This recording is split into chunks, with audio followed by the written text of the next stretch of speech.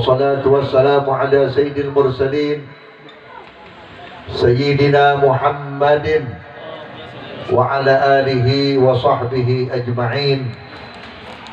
اللهم صل على نور الأنوار وسير الأسرار وترياك الأغيار ومفتح باب اليسار سيدنا محمد المختار وآله الأظهر وأصحابه الأخيار عدد نعم الله وإفضاله.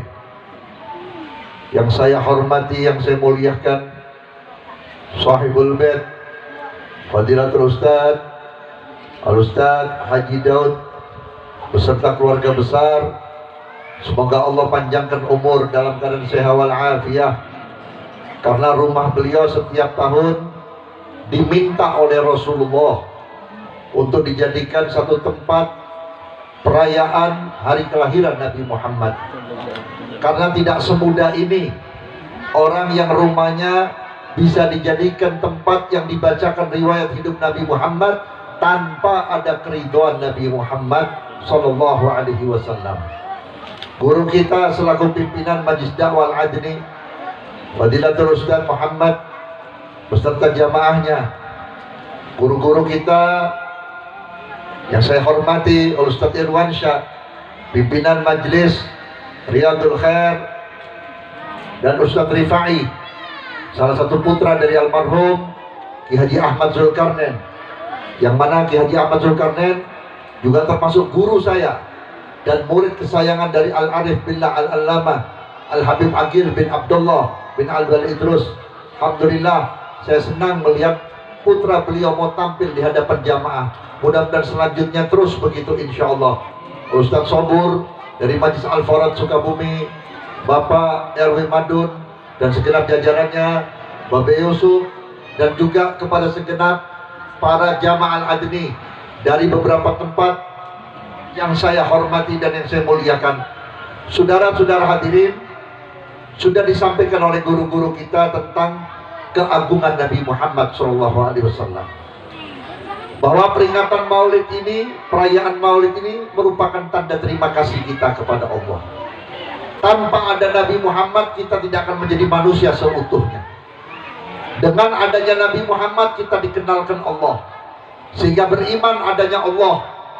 Kita diajarkan Quran, diajarkan adab dan akhlak, sehingga bapak bisa dihormati oleh anak karena Nabi Muhammad. Anak-anak kita menjadi anak yang soleh dan solihah juga karena Nabi Muhammad. Maka oleh karena itu jangan pernah putus dengan Nabi Muhammad, sebab kita butuh Nabi Muhammad.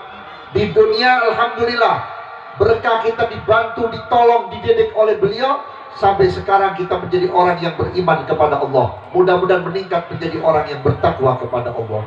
Nanti di akhirat tidak ada bapak dan ibu yang mau menengok kita, jangan pun menolong, melihat anaknya pun tidak, suami melihat istri pun tidak, istri melihat suami pun tidak.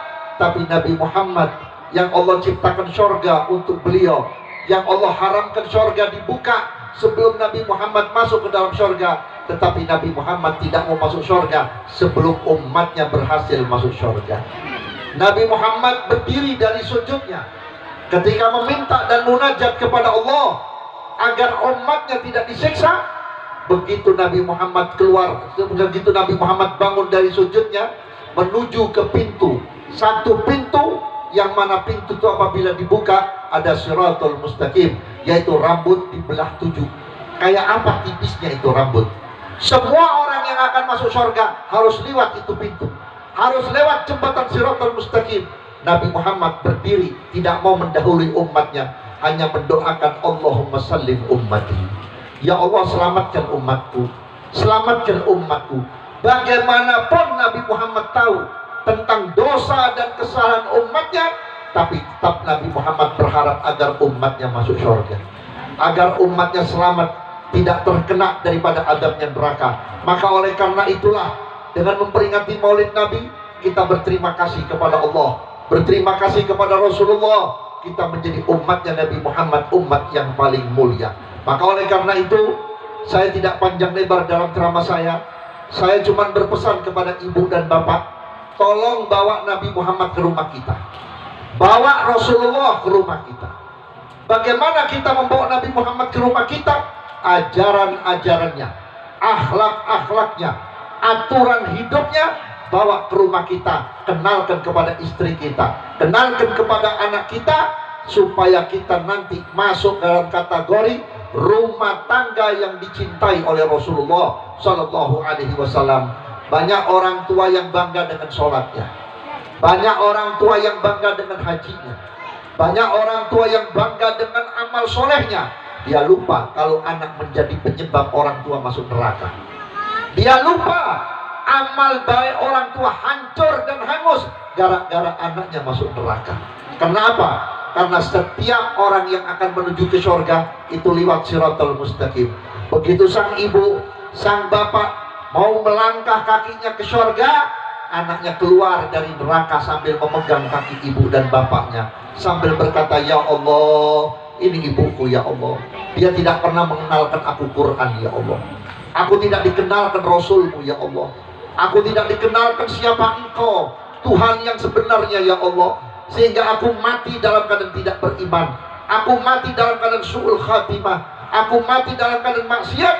Masukkan ya Allah orang tuaku ke dalam neraka, karena dia sudah mendapat amanat dari Engkau untuk mendidik aku, tapi dia tidak mau mengenalkan aku kepadamu.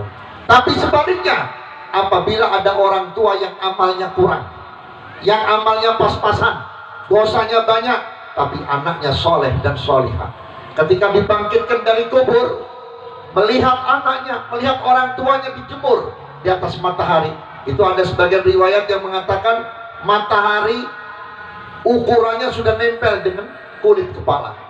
Bahkan manusia sudah menjerit dan berteriak, gelisah di padang mahsyar. Ada yang berteriak begini, ya Allah, kalau memang aku pasti masuk ke dalam neraka, masukkan saja aku dalam neraka ya Allah. Padahal neraka lebih panas daripada terik matahari. Tapi pada waktu itu banyak orang teriak seperti itu. Tetapi sang anak melihat ibunya menderita, menangis, menjerit karena panasnya matahari.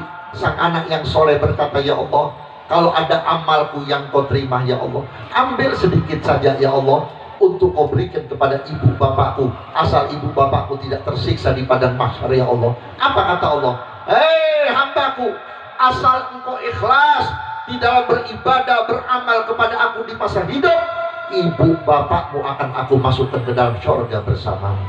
Karena ibumu dan bapakmu kamu kenal masjid, karena ibu bapakmu kamu kenal majlis taklim, karena ibu bapakmu kamu kenal madrasah, karena ibu bapakmu kamu bisa menjadi orang yang soleh. Inilah kalau kita mengarahkan anak-anak kita kepada jalan-jalannya orang yang soleh. Dibawa anaknya ke majelis, diantarkan anaknya ke madrasah, dikenalkan kepada ulama, maka nanti sang ibu dan sang bapak walaupun amalnya kurang, nanti mendapatkan jaminan dari anaknya yang soleh akibat ibu bapak pernah berusaha mengantarkan anak-anaknya kepada madrasah.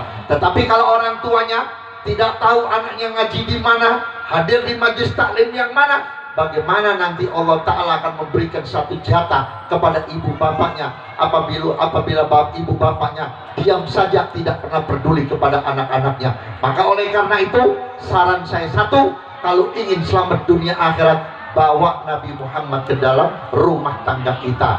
Bagaimana cara Nabi makan, terapkan kepada anak kita.